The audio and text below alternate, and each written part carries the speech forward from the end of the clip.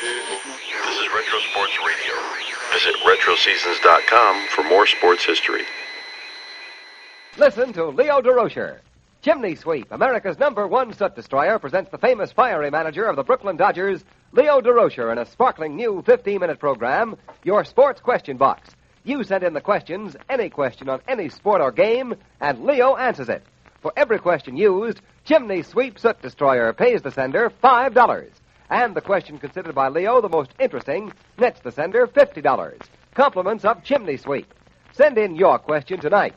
All questions become the property of Chimney Sweep. And here's the masterminding manager of those dashing, slam-bang Brooklyn Dodgers, Leo Durocher. Greetings and salutations, one and all. Feeling expansive, eh, Leo? Nothing expensive about being friendly, Frank. I said expansive, not expensively. Oh, I thought it was one of those corny dialect routines you were trying out on us during rehearsal. In any case, leave us not argue about it. The customers are waiting for the answers to their questions. Just can't wait to exhibit the ham in them, Frank. A little less baloney from you, Ken, will make the show a lot more enjoyable to the listeners and to the star. Get him. Here we go, Leo, with a question from Herb Meadows of Kansas, who asks, what is the game known as tables? Pool or billiards? Neither, Leo. The game known as tables. What tables? What do I know about tables? Tables, Mr. Meadow, is merely another name for backgammon. $5 to you. Next.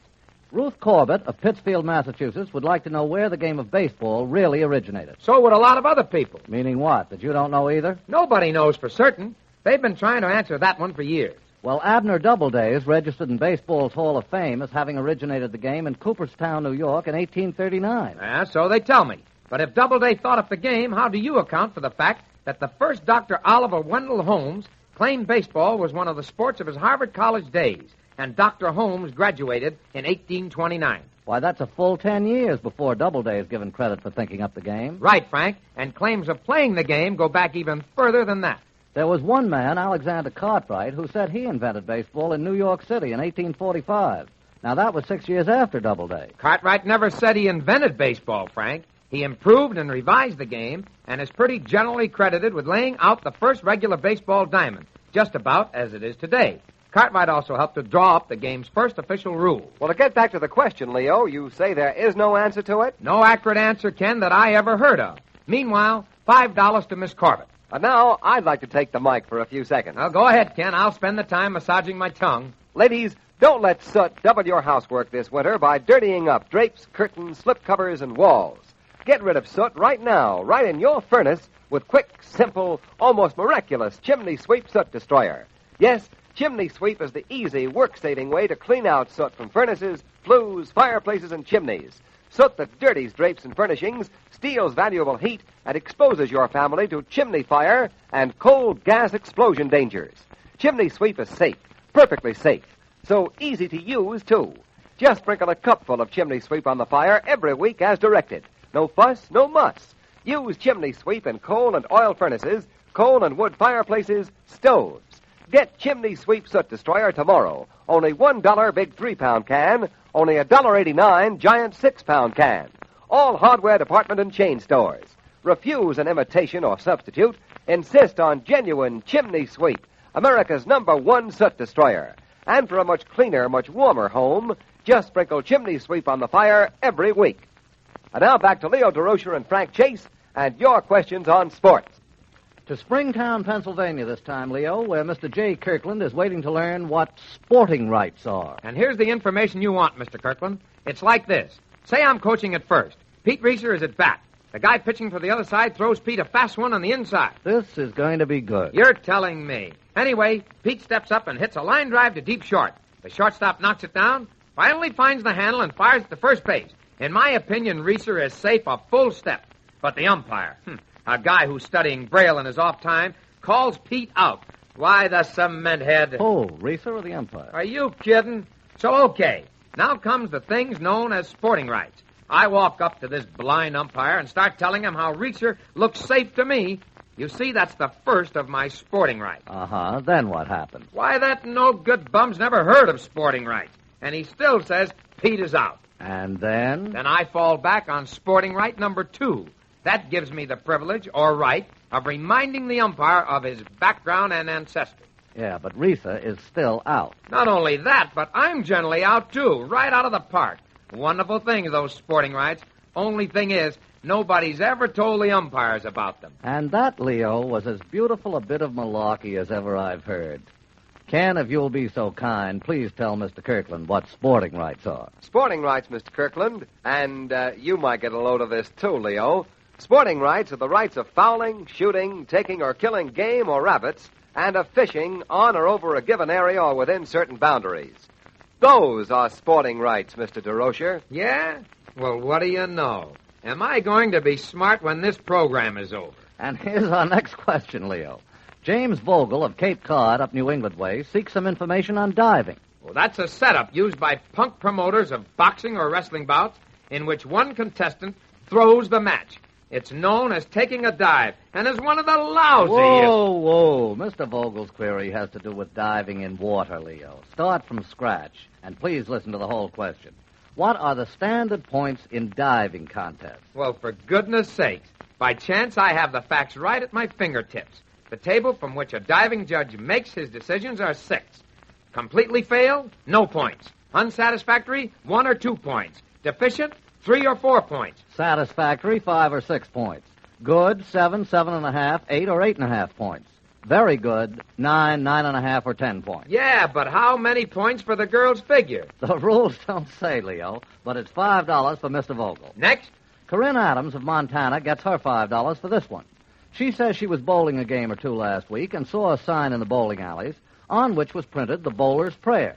She says it starts, Lord, give me the grace to make a score. What do you mean, the bowler's prayer? I'm merely repeating Miss Adams's information. That's the fisherman's prayer. Lord, give me the grace to catch a fish, to make a score yet. Wait a minute, Leo. Is this to be another of your famous recitatives? Call it anything you want, but don't call the fisherman's prayer any bowler's prayer. A little mood music, please, Kenneth. Hear ye, hear ye, hear ye. The one and only, redoubtable, inimical Mr. Leo Durocher, manager of the Brooklyn National League Baseball Club, will now set Miss Adams and the rest of the bowling world straight on a touchy but beautiful poetic point. Listen, one and all, while the lip breaks his hearts with his rendition of the fisherman's prayer. Lord, give me the grace to catch a fish so big that even I, in telling of it afterwards, will find no cause to lie. Beautiful, Leo. Even more stirring than Casey at the bat, don't you think, Ken? I got a lump in me throat. Come on, you eggheads. We got a show to finish. Okay, Leo. Now comes at the surprise, the question you ain't heard of. Oh, another one of those, eh? All right. Just try and stick me today. That's what we intend doing, Leo. Each week, listeners, we dig up one question which the lip is unfamiliar with before we spring it on them. This week is a turkey. I suppose you'll get to it eventually. Here it is, Leo. What is a turkey? It's a bird. No. Is it a plane? No. It's Superman. No. A turkey is 3 strikes in a row in bowling. Well, when a guy on my ball club takes 3 strikes, he's out.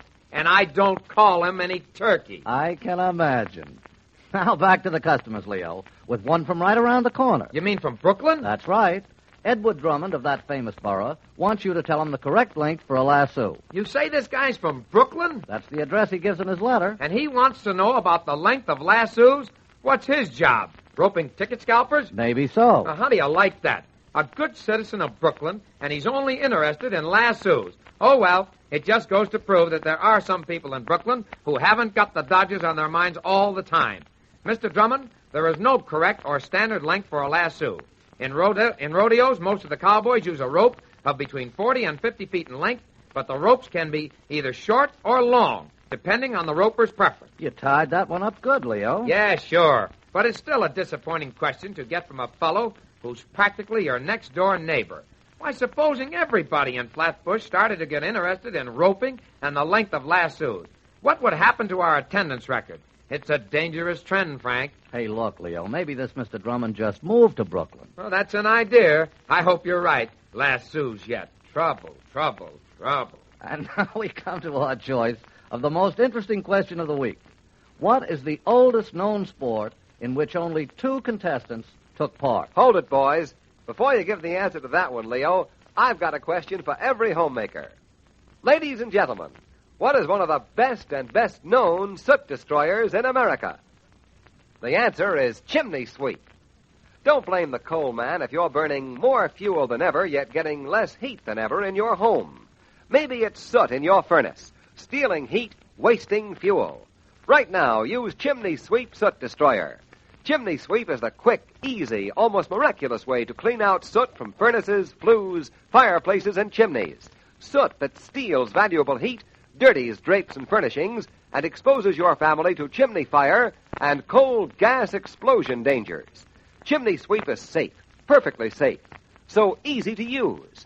Just sprinkle a cupful of Chimney Sweep on the fire every week as directed. No fuss, no muss. Use Chimney Sweep in coal and oil furnaces, coal and wood fireplaces, stoves. Get Chimney Sweep Soot Destroyer tomorrow, sure. Only $1 or $1.89. All hardware department and chain stores. Chimney Sweep is on sale in Canada, too. Don't take an imitation. Insist on Chimney Sweep. Genuine Chimney Sweep Soot Destroyer. And for a much warmer, much cleaner home, sprinkle Chimney Sweep on the fire every week. And now for the most interesting question of this week. Take it, Frank. Its sender is Jack Lacey of Ogden, Utah. He wants us to tell him the oldest known sport in which only 2 contestants took part. Well, that's not me and the umpires, because there's generally 3 or 4 of them beeping at me at once. In fact, it has nothing to do with baseball at all, Leo, because 18 contestants take part in that game. Well, that's using the old noodle, Frank. They can't fool you, can they? No, sirree, Leo, not as long as I can count. Well, to get back to the question, a lot of people probably think that boxing or wrestling is the oldest 2-contestant sports. And that's wrong? Yup. The very first 2-contestant sport was cockfighting. Is that so? Yeah, and that's so. Oh, excuse me, but you sounded just like an umpire I know. Is that so? In fact, you sound like all umpires I know. Yeah? Well, did you also know, Leo, that in cockfighting, the umpire or referee was a one-man, complete, law-making body unto himself? Is that so? Yep. He had the complete say about everything.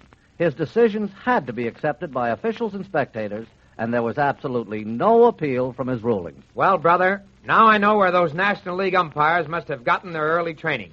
But congratulations to you, Mr. Lacey. That was a fine question, and your check for $50 will be in the mail tonight.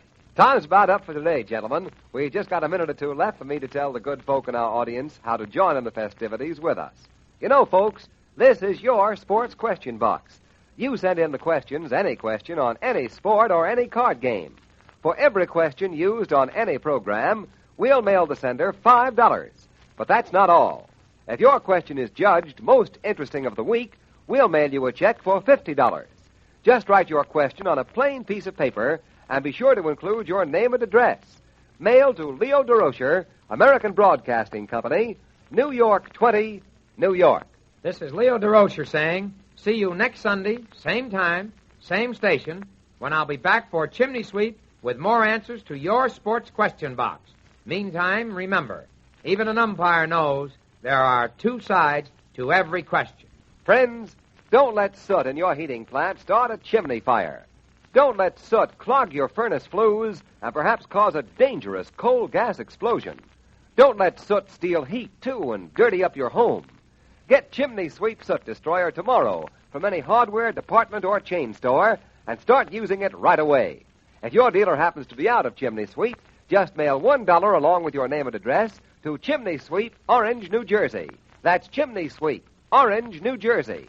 And we'll see that you receive your Chimney Sweep Soot Destroyer promptly and post-paid. Your sports question box is the original production of Frank Chase.